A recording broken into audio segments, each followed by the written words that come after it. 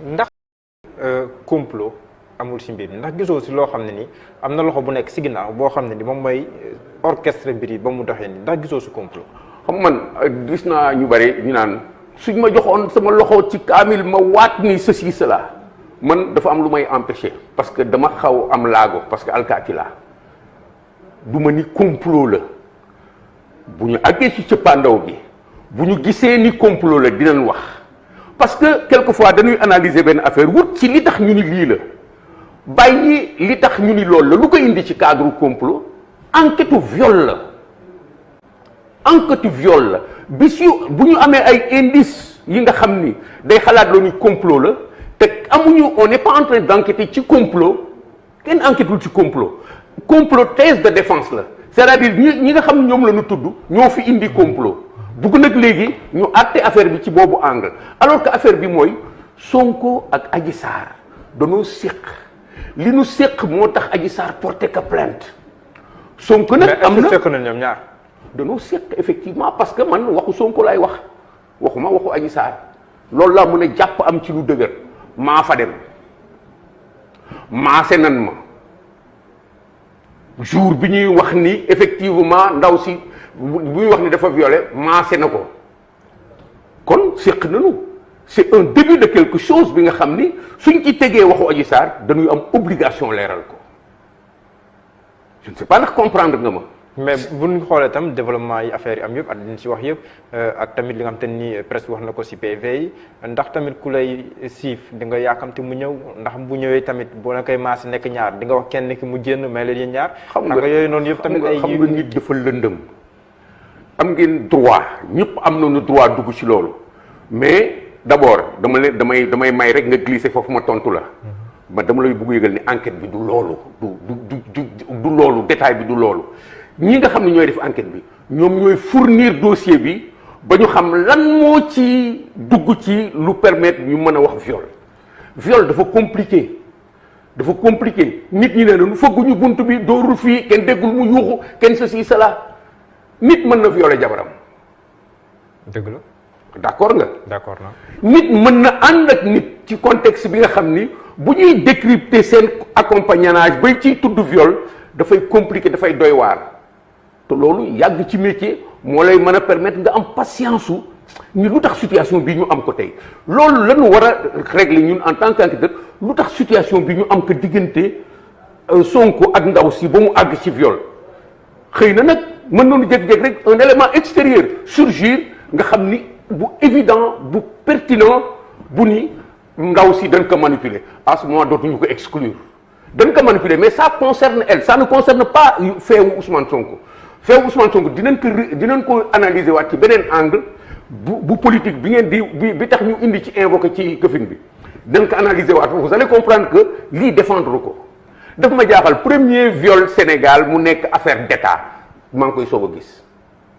c'est normal parce que ki ñu ci tudd député la mais c'est anormal fi ñu ko bëgg a régler du foofu moo tax ma wax la ne ay avocat am fi ñu bëgg plaider du foofu mais tamit moom fi mu ko bëgg jaar régler ko du foofu yow duñ la jiiñ viol nga woo nit ñi ci mbedd mi du foofu duñ la jiiñ viol nga tudd président de la république ba noppi nag ñëpp tay ko nag léegi la presse y compris jaxase victime bi actuellement ce n'est plus Adji Sarr ce n'est plus Sonko c'est le Sénégal c'est le peuple sénégalais loolu moo tax ma nangu ñëw wuy si la pour que en quoi le Sénégal est victime dans cette histoire? Ah non, nous sommes dans une situation tout à fait tendue ay oto lakk askan bi xamatuñu lan la ci viol rek ñu tudd viol waroon nañu bàyyi mu tey ba nit ñi xam lan la ki violé ndax moo violé ndax ki ñu violé ndax dañ ko violé rek mu jeex foofu conséquences yi am ci leneen mu terminé mais ci violé rek mu def ko situation bi nga xam ni fi la réew mi lépp war a sottee ñii ay dictateurs lañu ñoo fi nekkoon démb ba léegi ñun yore réew mi d'ailleurs sax ñun jeunes yi surtout cette jeunesse là cette jeunesse qui est prise en otage pour prendre presque le pays en otage ci concept développement bi nga xam ni dafa doy waar mooy le pays aux jeunes ñun jeunes yi discours boobu nga muule ko ba nit ñi bëggatuñ sax liggéey dañu bëgg rek di jàmbat di ñaxtu di kaas di bind ci réseaux sociaux yi di déranger nit ñi. pourquoi parce que ñoom ñooy jeunes yi te yow da nga créer benn courant de jeunes yi ñoo war a récupérer réew mi récupérer Afrique parce que ci discours bi nga xam ne dafa inapproprié parce que du discours bu am matadi la. le contenu est vicieux dafa am matadi parce que dafa manquer culture politique dafa manquer culture lan mooy réew lan moo koy yóbbu tey da ngay dem États-Unis Joe Biden ñaataat la am. plus de 110 ans. 78 ans. pourquoi américains yi defuñu noonu jeunes américains yi monde bi dafa jaxasoo monde bi yëpp jaxasoo am réew ñëpp la mais ñii dañu choisir jël xale yi béy leen ci kaw réew mi jël xale yi béy leen ci kaw askan wi xale yi à la limite dañu dem ba li ñuy considéré mooy problème victimiser leen ñoom ñu nekk de véritables victimes ci seen situation ba xamatuñu fu ñuy taxaw fii koo fi jox ci ni ñuy demee nii amuñu projet de société amuñu vision lu dul jàmbat ay problème mais ku bind téere tuddee ko solution kooku am na gis-gis am nga nekkoon si ñaxtu kese mais yaa ngi sax proposé ay pexe yoo xam ne nii mën nañ koo jëmmal ngir génn si situation bu difficile bi nga xam te ni moom lañ nekk te ñu jàpp ne loolu yëpp tamit système bi nekk Sénégal moo ñu teg lu ëpp si loolu. xam nga damay bañ dugg da ngay compliquer quelque film bi du ma wax ci téere xam nga dañu ki loolu ay à la mode la ah soo demee France feneen politiciens yi dañu am aadawu ku jóg rek bind téere donc man du ma gëm ni ku bind téere rek war nañu topp sa gannaaw pour nga développer am réew man naa bind téere waxuma téere police de lii ñuy wax nii mën naa ci bind téere parce que dama ci xalaat dama ci am ñaw-ñaw ànd ci ay nit liggéey ci waxtaan ci lu yàgg mais est-ce que pour autant war naa imposer nit ñi di man maa war a yore réew mi daal di dajale ay nit taxaw foofu maa war a yore réew mi déedéet du noonu vision projet alternatif nekk ci géopolitique dafa am lu mu tekki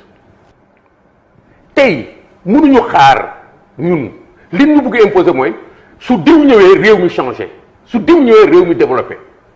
tey réew mi. commissaire gannaaw bi ñu dégloo des différentes interventions ak lii xew tey jii ba ñu agsi fii ak fi ñu jëm ban kàddu moom ngay dénk ñi nga xam te ni ñoom ñoo ni seetaan sur ce sujet bien précisément. damay dellusiwaat rek ci benn place ni mbir bu amee ci am réew bu ñu ko jàppee leneen lu dul li mu doon bugg ko jël transféré ko ci géopolitique bi def ko leneen rek ñu ngi dugal réew mi ci gute gi nga xam ne mën na fa bañ a amee jàmm il faut que ñu nangu nekk ay nitu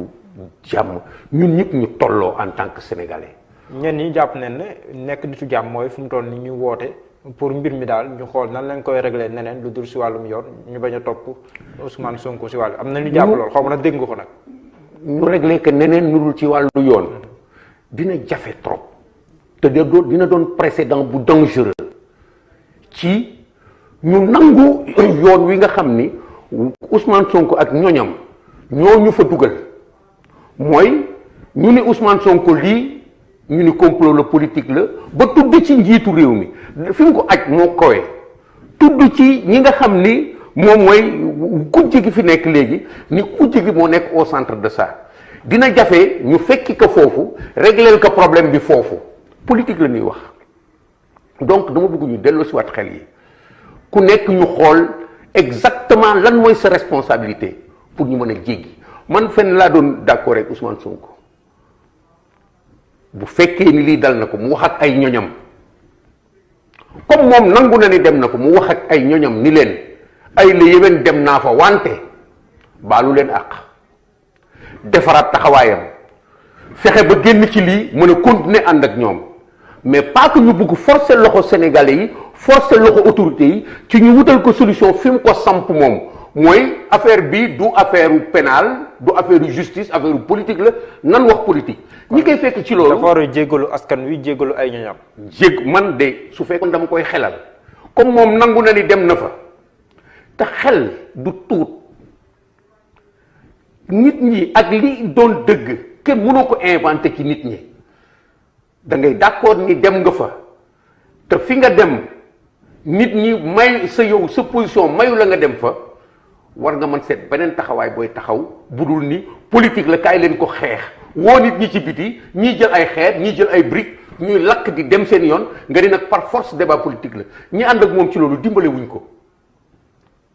may ñaan ñi ànd ak Ousmane Sonko ñoom delloo si waat seen xel gis naa ci sax ci internet bi ñu naan sauvons le parti sauvons le projet en attendant plutôt que de nous lancer dans cette direction mooy ñun dafa am lu ñu buggal réew mi nanu fexe ba loolu muy projet bi nan ko téye te bañ ko lëkkale ak sooru Ousmane Sonko nanu sauver parti bi ba lu ay mënti doon parti bi bañ a jeex ci lii donc moi je crois que ni il faut que ñu dellu soit sagesse xam ni lii mënul nekk leneen lu dul dossier pénal ak nu ñu ko politiser il faut mu génn fi déjà que am na yeneen ramification nit ñi génn nañu toj nañu ay këri jàmbur ñu ngi téléphoné nit ñi leen menacé réew il faut que force reste à la loi réew suñu bàyyee maslaa yoon kenn du ko maslaa suñu maslaawee yoon su ëllëgee lu ñu ci fekk ñun la du tere nag mën nañu génn Ousmane Sonko mën na ci génn mais suñu maslaa yoon lu ñu ci fekk ñun la nanu taxaw fi ñu war a taxaw ku nekk jël sa responsabilité ñu avancé. jërëjëf.